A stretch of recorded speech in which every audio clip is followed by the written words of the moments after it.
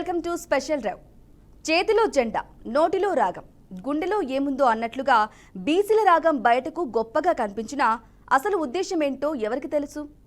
పూటకో మాట, మాటకో జూట ఈ రాజకీయ నాయకుల తంత్రం. అది నమ్మిన బడుగు బలికిన వర్గాల బతుకు ఓ బూటకం. పొయ్యి మీద పులుసు వండుతూ గొంతుతో రాగం ఎత్తినట్లు ఇంట్లో ఒకటి బయట ఒకటి బీసీల కోసం రాగం అంటూనే రాజకీయ పొయ్యి మీద వేరే పులుసు కాచినట్లుంది ప్రస్తుతం తెలంగాణలోని ఓ అక్క రాజకీయం. ఆమె ప్రస్తుతం పోతున్న పోకడలపై సర్వత్రా తీవ్ర విమర్శలు వ్యక్తమవుతున్నాయి. 10 ఏళ్లలో ఈ అక్కకు బీసీలు గుర్తుకు రాలేదా? 10 ఏళ్లలో అక్క వెలమ బిడ్డగా ఉంది, ఇప్పుడు టక్కున బీసీ బిడ్డగా మారిపోయింది. నాటకంలో బుడ్డన్ ఖాన్ అనే పాత్ర అవసరానికో వేషం వేసి అందరినీ నవ్విస్తుంది. అలాగే ఈ అక్క రాజకీయం కూడా బుడ్డన్ ఖాన్ వేషం కన్నా దారుణంగా ఉంది. అటు నవ్వలేము, ఇటు ఏడవలేము. అవసరానికి పార్టీలు వదిలేసి అవసరానికి పార్టీలు పెట్టే ఇలాంటి వాళ్లను అధికారపు మెట్లను ఎక్కించేందుకు బడుగు బలహీన వర్గాలు పోటీ పడుతున్నాయి. అక్క అక్క అంటే అన్నదమ్ములకు తోడబుట్టిన చెల్లెళ్ళు అక్క లెక్క అనుకునేరు. అస్సలు కాదు. 10 ఏళ్లు బీసీ అన్నలు తమ్ముళ్ళు గుర్తుకురాని కల్వకుంట్ల కవితక్క కల్వకుంట్ల పురాణమిది. ప్రస్తుతం ఆమె చేస్తున్న విచిత్రమైన విన్యాసాలు విసుగు పుట్టేలా ఉన్నాయి. మరి అయితే ఈ మాటలన్నింటినీ నేనంటున్నాయి అయితే కాదు, బీసీలు అని రాగమెత్తిన అక్కకు కొందరు బీసీ అన్నదమ్ములు ఇస్తున్న కౌంటర్లు.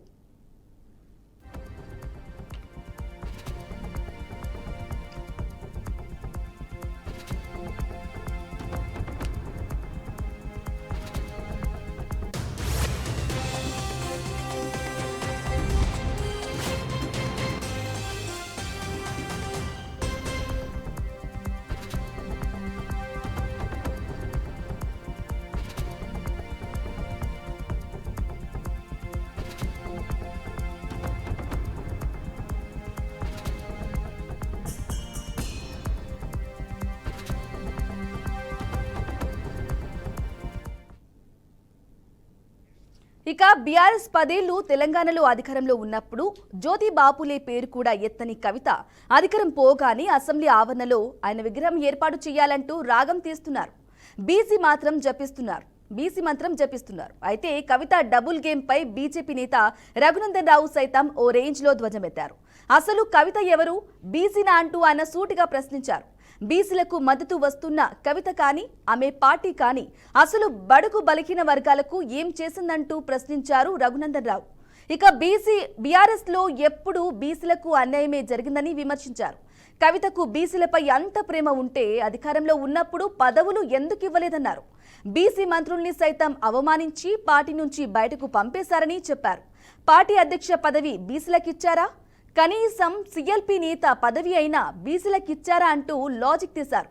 బీఆర్ఎస్ హయాంలో బీసీలకు కేసీఆర్ చేసిన ద్రోహానికి చింతిస్తూ కవిత లెంపలేసుకోవాలన్నారు. గన్ పార్క్ నుంచి నడుచుకుంటూ వెళ్లి అమరవీరుల విగ్రహాల వద్ద నిలబడి క్షమాపణలు అడగాలన్నారు.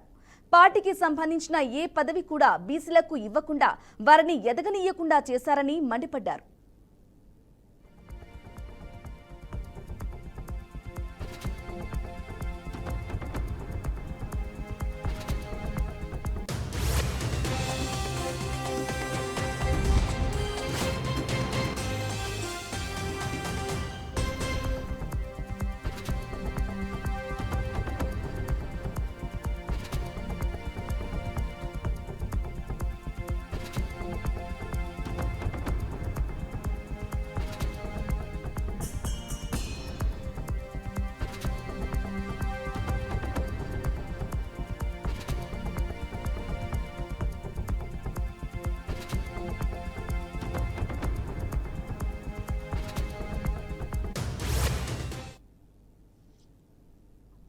అంబేద్కర్ చెప్పినట్లు బోధించడం కంటే ముందు కవిత ఆచరించడం నేర్చుకోవాలన్నారు బీసీలు. కొందరు ఫైర్ కూడా అయ్యారు. మరి బీసీలకు అన్యాయం జరుగుతుందని మొసలి కన్నీరు కారుస్తున్న కవిత అసలు బీఆర్ఎస్ తరపున బీసీల కోసం ఏం చేశారని నిలదీస్తున్నారు. బీసీలను అవమానించిన పార్టీ బీఆర్ఎస్ అంటూ తీవ్ర స్థాయిలో విమర్శలు వ్యక్తమవుతున్నాయి. అధికారం పోగానే ఇప్పుడు కవితకు బీసీలు కావాల్సి వచ్చారని, ఇప్పుడు కూడా కేవలం రాజకీయాల కోసమే బీసీ పేరును వాడుకోవడానికి ప్రయత్నం చేస్తున్నారని మండిపడుతున్నారు. బీఆర్ఎస్ పాలనలో బీసీలకు ఏ న్యాయం చేశారో చెప్పాలని డిమాండ్ చేశారు. ఇటీవల ప్రాంతీయ విద్వేషాలు రెచ్చగొట్టేలా ఆంధ్రుల బిర్యానీ అనే వ్యాఖ్యలు తన ద్వంద్వ వైఖరిని బయట పెట్టుకునేందుకు నిదర్శనంగా మారాయి. కవిత కామెంట్లపై సోషల్ మీడియాలో విపరీతమైన ట్రోలింగ్ నడుస్తోంది.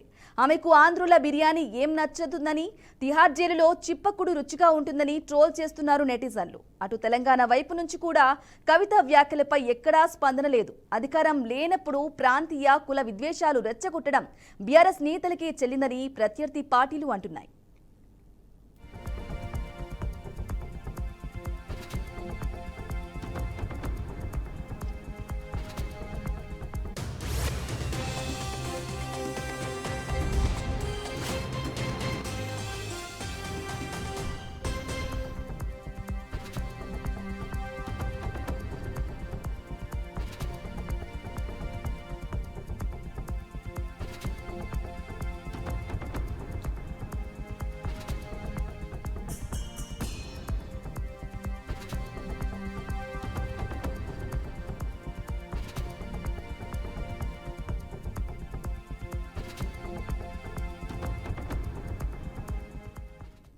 కవితకు చిత్తశుద్ధి ఉంటే ముందు పార్టీ ప్రెసిడెంట్ పదవి కానీ, వర్కింగ్ ప్రెసిడెంట్ పదవి కానీ బీసీలకు అప్పగించాలని డిమాండ్ చేస్తున్నారు నేతలు.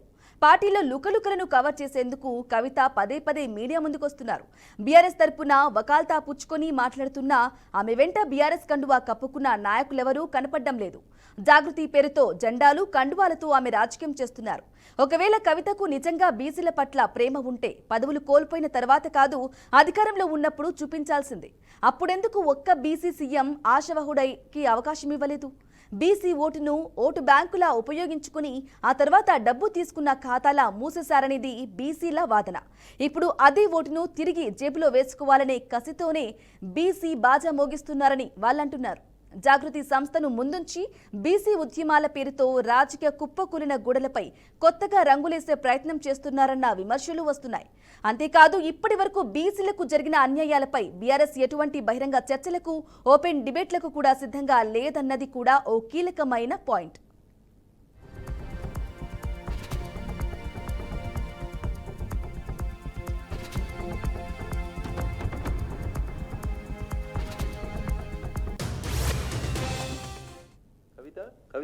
కవిత బీసీయా?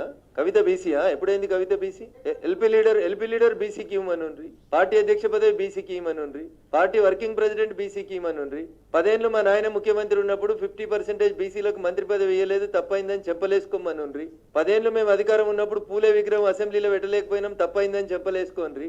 ఇచ్చిన 3 బీసీ మంత్రి పదవులలో ఒక బీసీ మంత్రిని రాత్రి వీకేసినాం, తప్పైందని చెప్పమనుండ్రి.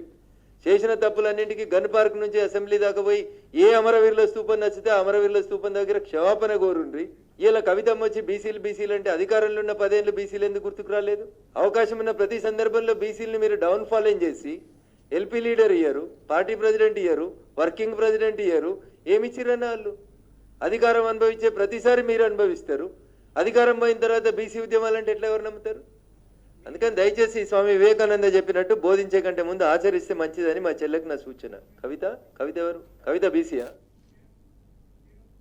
రైట్. ఇక ఈ విషయానికి సంబంధించి మనకు స్టూడియోలో ఉన్నారు సోషల్ అలాగే పొలిటికల్ అనలిస్ట్ అయినటువంటి వేల్పురి శ్రీనివాసరావు గారు స్టూడియోలో ఉన్నారు. నమస్కారం అండి శ్రీనివాసరావు గారు. నమస్తే. ఎస్ శ్రీనివాసరావు గారు, చెప్పండి, ఎందుకు కవితకు నిజంగా బీసీల మీద సడన్గా అంత ప్రేమ పుట్టుకొచ్చిందంటారు? కవిత గారు రాజకీయాల్లో ఉన్నారు, జాగృతి అనేటువంటి సంస్థ ఏర్పాటు చేశారు. ఏ రోజు కూడా బీసీలకి ప్రాధాన్యత ఇచ్చినటువంటి పరిస్థితులు అన్న విషయం మాకు తెలుసు. టీఆర్ఎస్ చూసుకున్నా, మన బీఆర్ఎస్ చూసుకున్నా కూడా 10 ఏళ్ల పరిపాలనలో వాళ్ళకి ముఖ్యమంత్రిగా కేసీఆర్ గారు ఉంటే వాళ్ళకి పార్టీ ప్రెసిడెంట్ కానీ, వర్కింగ్ ప్రెసిడెంట్ కానీ కీలకమైన పొజిషన్స్ ఏ రోజు కూడా ఇవ్వలేదన్నమాట. అట్లా కాకుండా కేవలం ఓట్ల కోసమో లేదా రాజకీయాల కోసమో స్వలాభం కోసం బీసీలని దళితులని మాట్లాడటం ఫ్యాషన్గా తయారైంది. మనం చూస్తున్నాం 78 సంవత్సరాల నుంచి బీసీలు ఒక్కరోజు కూడా సీఎం చేసినటువంటి పరిస్థితి లేదు. ఉండటానికి 50% ఉన్నారని చెప్పేసి అన్ని రాజకీయ పార్టీలు చెప్తున్నారు. కానీ పదవుల విషయం వచ్చేసరికి మటుకు వాళ్ళ పట్ల వివక్ష చూపిస్తున్నారు అనేది మనం చాలా స్పష్టంగా చెప్పచ్చు అన్నమాట. అంటే మోడీ గారు ఒక బీసీ ప్రధానమంత్రి అయ్యారు, కానీ తెలుగు రాష్ట్రాల్లో ఒక బీసీ ముఖ్యమంత్రి కావటం అనేది ఒక అసాధ్యంగా ఉన్నది అనేది మనం చాలా స్పష్టంగా చూస్తున్నాం అన్నమాట. ఏ పార్టీ కూడా ఇంతవరకు మరి ఇంత పెద్ద ఎత్తున ఉన్నటువంటి ఒక 140 కులాలు ఉన్నారు బీసీలు, మరి దాంట్లో ఒక 100 కులాలు ఎంబీసీలు మోస్ట్ బ్యాక్వర్డ్ కమ్యూనిటీస్ ఉన్నాయన్నమాట. అసలు మోస్ట్ బ్యాక్వర్డ్ కమ్యూనిటీస్లో అయితే ఒక 100 కమ్యూనిటీస్కి కనీసం ఎమ్మెల్యే, ఎంపీ కానీ ఎమ్మెల్సీ కానీ ఒక నామినేటెడ్ పోస్ట్ కూడా లేకుండా కూడా చేశారు. అంటే ఒక రకంగా బయట ప్రాక్టికల్గా ఇది ఉంటే వీళ్ళు రాజకీయాల కోసం అవకాశాల కోసం కవిత లాంటి వాళ్ళు, కవిత ఒక్కటే కాదు, కవిత లాంటి వాళ్ళు వీళ్ళందరూ కూడా వచ్చేసి బీసీ అని దళితులు అని చెప్పేసి ఇంకా మాయ చేసి ఇంకా వీళ్ళని అమాయకులుగా వీళ్ళని భావించి వీళ్ళని మోసం చేస్తున్నారు అనేది మనం చాలా స్పష్టంగా చెప్పుకోవచ్చు. ఇప్పటికైనా కూడా బీసీ నాయకుల్లో ఇంకా చైతన్యం పెరగాలి. ఈ తెలుగు రాష్ట్రాల్లో మనం ఎక్కువ ఉన్నాం, అసలు భారతదేశంలో లేదా నార్త్లో చూసుకున్నా లేదా ఇటు మనం తమిళనాడులో చూసుకున్నా ఆయా రాష్ట్రాల్లో ముఖ్యమంత్రులుగా బీసీలో 20 సంవత్సరాలు 30 సంవత్సరాలు పరిపాలించిన సందర్భాలను మనం చూసాం అన్నమాట. మరి అప్పుడు బీఆర్ఎస్లో ఉన్నప్పుడు మహిళలకు కూడా మంత్రి పదవి ఇవ్వలేదు. ఎందుకంటే మంత్రి పదవి ఇస్తే మళ్ళీ వాళ్ళు మంత్రిగా ఉంటారు, ఫాలోయింగ్ పెరుగుతుందని చెప్పేసి కవిత మంత్రి, అన్ని మంత్రి పదవులు కవిత ఉన్నట్టుగా కవితను పెట్టారు తప్పితే కనీసం ఒక మహిళకు కూడా మంత్రి పదవి లేకుండా అడ్డుకున్నటువంటి పరిస్థితి మనం చూసాం అన్నమాట. అందువల్ల నిజంగా ఇవాళ కవితకి ఈ రాష్ట్రం పట్ల, తెలంగాణ పట్ల ఏమాత్రం ఆవిడకి ఒక బాధ్యత ఉంటే ఆవిడ కేసీఆర్ని, కేటీఆర్ని అరెస్ట్ చేయాలని డిమాండ్ చేస్తూ ఆవిడ నిరాహారదీక్ష చేయాలి, ఆమె నిరాహారదీక్ష. ఎందుకంటే ఒక 1000 మందిని అన్ని పార్టీల నాయకులని ఫోన్ ట్యాపింగ్ చేశారు. ఫోన్ ట్యాపింగ్ చేయడానికి కర్త కర్మ క్రియ ఎవరు? కేసీఆర్, కేటీఆర్. అంటే భారతదేశంలో ఇంతకు మించినటువంటి ప్రమాదకరమైనటువంటి రాజకీయాలు ఎక్కడ ఏ రాష్ట్రంలో కూడా జరగలేదు. అంటే వాళ్ళ యొక్క అవినీతి కోసం, రాజకీయాల కోసం ఈ రకంగా ఈ స్థాయికి దిగజారి వాళ్ళ రాజకీయాలను కలుషితం చేశారు. నిజంగా కవితకి చిత్తశుద్ధి ఉంటే ఇందిరా పార్క్ దగ్గర అమ్మ నిరాహారదీక్ష చేస్తే అన్ని వర్గాలు, అన్ని పార్టీలు ఆవిడకి సపోర్ట్ చేస్తారు, ఆవిడకి కూడా మంచి పేరు వస్తుంది. అట్లా కాకుండా బీసీలు అని చెప్పేసి ఈ విధంగా ప్రజలను మాయ చేయటం అనేది, వాళ్ళని ఇంకా ఈ 78 సంవత్సరాలు మనం చేస్తూ ఉన్నాము, ఇంకా వాళ్ళు ఎప్పుడూ కూడా ఇదే విధంగా మా ఎమ్మట తిరుగుతారంటారని చెప్పేసి వాళ్ళని చిన్న చూపు చూస్తాం అనేది అది కరెక్ట్ కాదు. ఇప్పటికైనా కూడా కవిత కానీ ఇంకొక వ్యక్తులు కానీ వీళ్ళందరి పట్ల కూడా చాలా బీసీలు చాలా వాళ్ళు అప్రమత్తంగా ఉండాలి. కాంగ్రెస్ పార్టీ చూసుకున్నా కూడా అనేక సార్లు పీసీసీ ప్రెసిడెంట్ బీసీలకు ఇచ్చారు, కానీ ముఖ్యమంత్రి పదవి మటుకు బీసీలకు ఇవ్వలేదు. బీసీ సామాజిక వర్గానికి సంబంధించిన వ్యక్తులు పీసీసీ అధ్యక్షులుగా ఉన్నప్పుడు కూడా కాంగ్రెస్ పార్టీ గెలిచినప్పుడు కూడా వాళ్ళకి ముఖ్యమంత్రి పదవి లేదు. అంటే ఈ వర్గాలకి నిన్నగా మొన్న కులగణన చేసినప్పుడు కూడా మరి 46% బీసీలు ఉన్నారని చెప్పేసి ప్రభుత్వమే అఫీషియల్గా డిక్లేర్ చేసింది. అయితే బీసీ సంఘాలు కానీ నాయకులు కానీ 5% తగ్గించారు, మాకు అన్యాయం జరిగిందని వాళ్ళు చెప్పారు. సరే, ప్రభుత్వం లెక్కలో చూసుకున్న 46% ఉన్నప్పుడు వాళ్ళకి కీలకమైనటువంటి పరిస్థితులు ఎమ్మెల్యేలో కానీ, ఎంపీల్లో కానీ, మంత్రుల్లో కానీ, కార్పొరేషన్ చైర్మన్లో కానీ మరి అట్లీస్ట్ 50% ఇవ్వాలి. మరి గతంలో కేసీఆర్ గవర్నమెంట్ ఇవ్వలేదు, పూర్ణ కాంగ్రెస్ గవర్నమెంట్ కూడా ఇవ్వలేదు. ఇప్పటికైనా కూడా ఇలాంటి డిబేట్లు జరిగేటప్పుడు ప్రభుత్వంలో ఎవరున్నా కూడా వాళ్ళు కూడా బీసీలకు కానీ దళితులకు కానీ మనం ఎన్ని పదవులు ఇచ్చాం. ఇప్పుడు మినిస్ట్రీ ఉంది, మినిస్టర్స్లో 50% బీసీలకు ఇవ్వాలి, ఇచ్చారా అంటలేదు. ఇంకా లేనప్పుడు ఇంకా మనం బీసీల గురించి మాట్లాడే ఏం ఉపయోగం ఉంటుంది? ఎస్, అవును. ఇక అలాగే 10 ఏళ్ల పాలనలో ఉన్నటువంటి బీఆర్ఎస్ ప్రభుత్వం బీసీలకు సంబంధించి న్యాయం జరగలేదనే విమర్శలు ఉన్నాయి ఎక్కువగా. మరి మీ వర్షన్ ఏంటి శ్రీనివాసరావు గారు? ఇంకొక విషయం చెప్తానండి మీకు. నిజంగా బీఆర్ఎస్లో బీసీలకి న్యాయం జరగలేదు, కేసీఆర్ గారు ఒక నియంతలాగా పరిపాలించారన్న విషయం అంతా వాస్తవం. ఆయన ఎప్పుడైతే ఎవరికి ఎంట్రన్స్ లేకుండా సీఎం క్యాంప్ ఆఫీస్లో ఉండి ఎవరిని కూడా కలిసేటువంటి వ్యక్తులు కాదు, ఎమ్మెల్యేలని, ఎంపీలని, మంత్రులను కూడా కలిసినటువంటి సందర్భం లేదు. ఈ రిజర్వేషన్స్ ఇష్యూస్కు వచ్చేసరికి 1902లోనే ఛత్రపతి సాహు మహారాజు 1902లో ఛత్రపతి సాహు మహారాజు బీసీలకి విద్యా ఉద్యోగాలలో 50% రిజర్వేషన్లు ఇచ్చారు. అంటే 124 సంవత్సరాల క్రితం ఛత్రపతి సాహు మహారాజు ఆయన కొల్లాపూర్ రాజు, ఆయన ఒక రాజుగా ఉండి తన రాజ్యంలో 50% బీసీలకు రిజర్వేషన్ ఇచ్చినటువంటి రిజర్వేషన్ పితామహుడు ఎవరంటే మనం ఛత్రపతి సాహు మహారాజు పేరు చెప్పుకోవాలి. కానీ ఈరోజు దురదృష్టం, మేము 5% ఇచ్చాం, 10% ఇచ్చామని చెప్పేసి ఈ రాజకీయ పార్టీలు అన్నీ కూడా పోటీలు పడి అసలు బీసీల కోసం మేమే త్యాగాలు చేసాము, ఇంతవరకు ఇది ఎవరు కూడా చేయలేదు, ఇది ప్రపంచ రికార్డే, గిన్నిస్ రికార్డే అని చెప్పుకుంటున్నారు. కానీ ఈ భారతదేశంలో బీసీలకి 50% రిజర్వేషన్ ఇచ్చిన ఒకే ఒక వ్యక్తి ఎవరంటే మనం ఛత్రపతి సాహు Yes, మహారాజ్ ఒక్క నిమిషం మనకు మరో గెస్ట్ కూడా మనకు లైవ్ లో సిద్ధంగా ఉన్నారు. కాంగ్రెస్ లీడర్ అయినటువంటి వెంకట్ గారు కూడా లైవ్ లో సిద్ధంగా ఉన్నారు. సార్ నమస్కారం.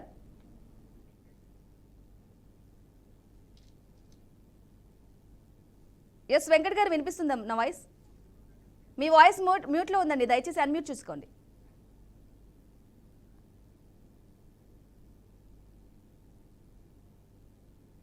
ఎస్ వెంకట్ గారు, మీ వాయిస్ చాలా అంటే మ్యూట్ లో ఉంది, దయచేసి అన్మ్యూట్ చేసుకోవాలి. లేదు నా వాయిస్ ఓకే రైట్. ఇక చెప్పండి శ్రీనివాసరావు గారు, దయచేసి ఇంతకుముందు మాట్లాడుతున్నట్లు కంటిన్యూ చేయండి ప్లీజ్. ఇప్పుడు అంటే బీసీల విషయం మనం మాట్లాడుకుంటున్నాం. నిజంగా స్వాతంత్రం వచ్చిన దగ్గర నుంచి కూడా బీసీల పట్ల అన్ని రకాల కూడా అవమానం జరిగింది. ఇక్కడ మనం కొండా లక్ష్మణ బాబూజీ గారి ఇష్యూ చూసుకుంటే ఆయన తెలంగాణ కోసం రాజీనామా చేశారు మంత్రిగా. నాకు తెలంగాణ వస్తేనే నేను మంత్రి. ఆమరణ నిరాహార దీక్ష చేయాలి కవిత అని చెప్పేసి చెప్తున్నారు. Yes. అంతేనా? అవును. Yes. ఎందుకంటే భారతదేశంలో ఫోన్ ట్యాపింగ్ అనేది మహానేరము. అలాంటి మహానేరం చేసి కేవలం రాజకీయాల కోసం, అధికారం కోసం, అవినీతి కోసం వాళ్ళు పనిచేశారు కాబట్టి, రాజకీయాలను కలుషితం చేశారు కాబట్టి వాళ్ళ మీద యాక్షన్ తీసుకుని వాళ్ళు అరెస్ట్ చేయాలి, కఠినమైన చర్యలు తీసుకోవాలని కవిత గారు ఆమరణ నిరాహార దీక్ష చేస్తే ఆవిడ నిజంగా కూడా మహానాయకురాలు. పాటు అందరు కలిసి వెళ్ళడానికి మరి సిద్ధమేనా? రాష్ట్రంలో ఉన్న ప్రతి ఒక్కరూ దానికి సపోర్ట్ చేస్తారు. ఎందుకంటే అది ఇండియాలో ఉన్నటువంటి ఈ ఇష్యూస్లో ఐపీసీలో చాలా నెంబర్ 1 క్రైమ్ ఏదంటే మనం ఫోన్ ట్యాపింగ్ అని చెప్పి. శ్రీనివాసరావు గారు, ఇదే పాయింట్ ని అడుగుతాం. వెంకట్ గారు ఉన్నారు, కాంగ్రెస్ లీడర్. వెంకట్ గారు వినిపిస్తుందా నా వాయిస్? ఎస్ వెంకట్ గారు, క్లియర్ వాయిస్ అయితే మీది క్లియర్ గా ఉంది. చెప్పండి, అసలు శ్రీనివాసరావు గారు కూడా మనకు మాట్లాడుతూ ఉన్నారు. మీరు ఒకసారి అబ్జర్వ్ చేసినట్లయితే కవిత ఆమరణ నిరాహార దీక్ష చేసినట్లయితే అందరం కలుపుకొని ఖచ్చితంగా ఆమెతో పాటు వెళ్తామనేసి ప్రధానంగా చెప్తున్నారు. మరి దీనిపై మీ వర్షన్ ఏంటి, మీ అభిప్రాయం ఏంటి? మేడం, ముందుగా మీకు శ్రీనివాస్ గారికి నమస్కారం. చెప్పుకొని కాయలు అమ్ముకోవడంలో కవిత గారు ఫస్ట్ ఉంటారు. మొన్న అట్లా అమ్మడానికి ట్రై చేసి కానీ అమ్ముడు పోలే. మొత్తానికి లిక్కర్ స్కామ్ ద్వారా ఏది వాళ్ళ అన్న యొక్క ఆధిపత్యం ద్వారా ఊబిలో కూరుకుపోయిన సందర్భంలో బీసీ అనే తాడు పట్టుకొని పైకి వద్దామని అనుకుంటున్నారు. కానీ ఆ తాడు పట్టుకోవడానికి ఆమెకు అర్హత లేదన్న విషయం ఆమె కూడా తెలుసు. అయినా సరే ఇక లేని మార్గం లేదు కాబట్టి తప్పనిసరి పట్టుకోవాలి, తప్పనిసరి బయటికి రావాలని అనుకుంటున్నారు. మేడం, నేను ఒక మాట చెప్పే ప్రయత్నం చేస్తాను. గత 10 సంవత్సరాలుగా ఏ రోజు కూడా బీసీ నినాదాన్ని కానీ, బీసీ వాదాన్ని కానీ, బీసీ యొక్క ఆత్మగౌరవం గురించి కానీ ఏ రోజు మాట్లాడలేదు. వాళ్ళ నాన్నగారు, వాళ్ళ అన్నగారు, వాళ్ళ బావగారు వాళ్ళందరూ కలిసి తెలంగాణ రాష్ట్రంలో ఉన్న బీసీలను కేవలం ఓటర్లుగా, కార్యకర్తలుగా, అనుచరులుగా మాత్రమే చూసారు కానీ వాళ్ళని నాయకులుగా తయారు చేసే ప్రయత్నం చేయలేదు.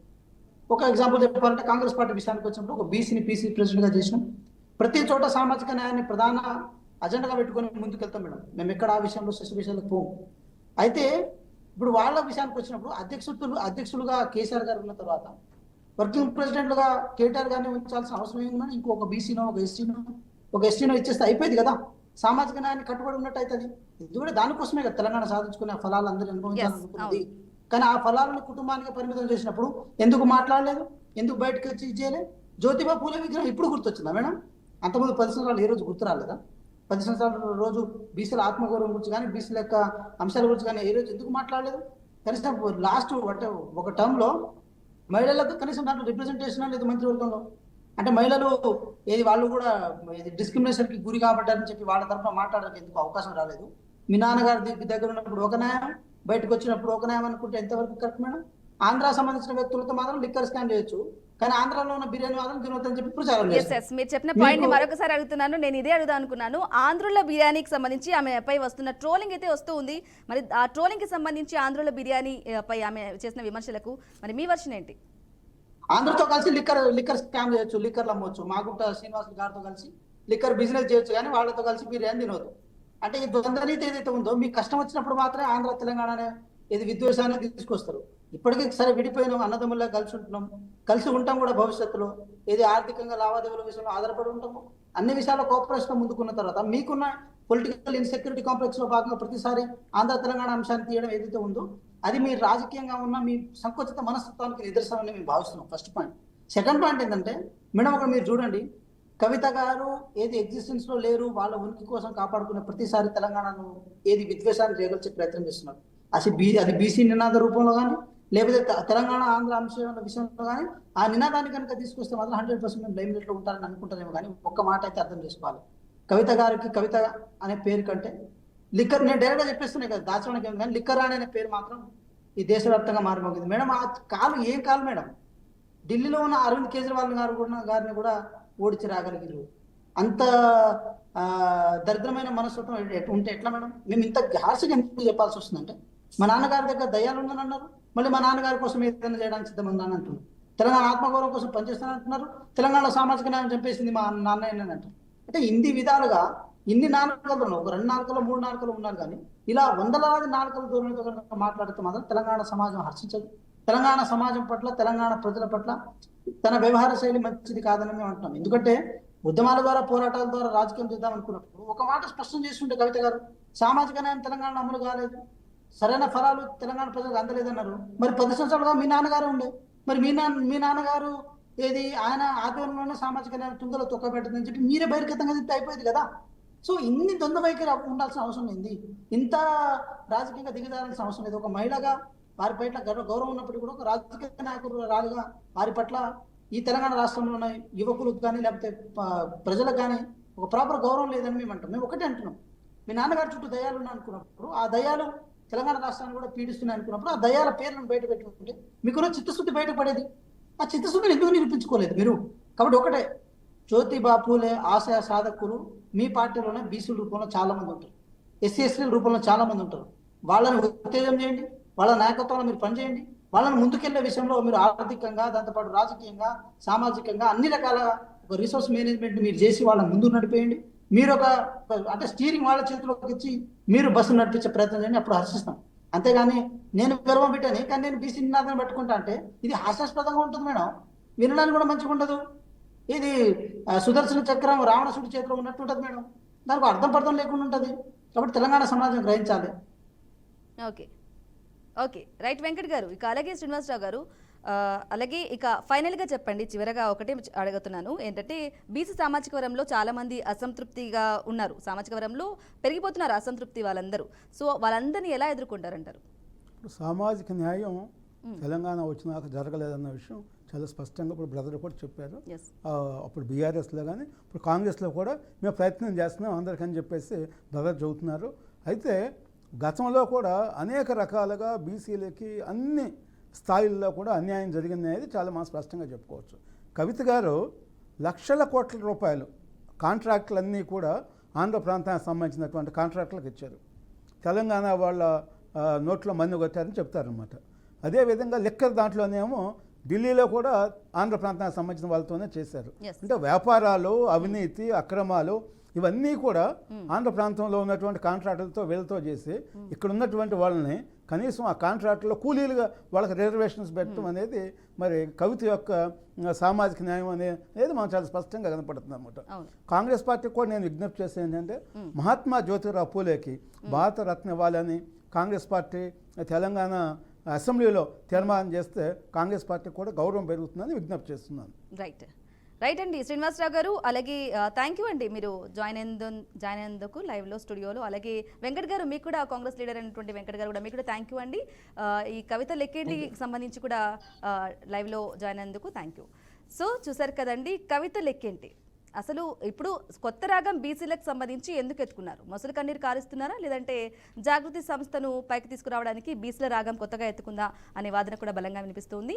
మరి ఏం జరుగుతుంది, ఏంటి, ఎటువైపు వెళ్తుంది అనేది కూడా చూడాలంటే వేచి చూడక తప్పదు. ఇది వాటి special drive. Stay tune, BRK news, Telugu సత్.